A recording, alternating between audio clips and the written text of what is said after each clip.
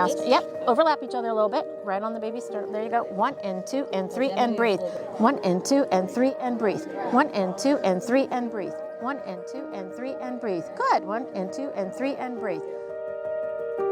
You can just help hold aside.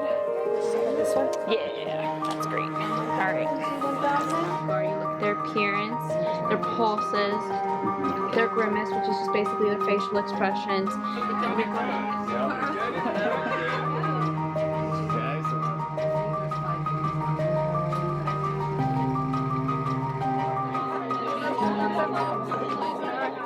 The relationship with Brandywine School District, one is we couldn't do this without the school nurses. You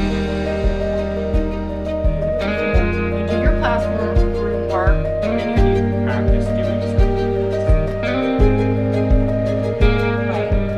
so every vital sign has a certain number, but Brady always means less than. Where they're actually doing most of the teaching part, teaching these students information that they need prior to coming to us, and we're reinforcing the skills when they come to us because we have the facilities to do that. And so we couldn't do this without the support from those school nurses and working with them.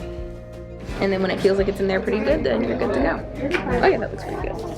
It actually was like a really cool experience to be able to teach them things that I learned not too long ago. And it's a hard profession to go into, so I definitely want them to like see, hey, like I'm out doing these big things. I'll be lead TA next year, and I'm consistently here to help you with anything you might need. And I think it's like a really powerful experience to see what you can be and feel like it's actually like attainable.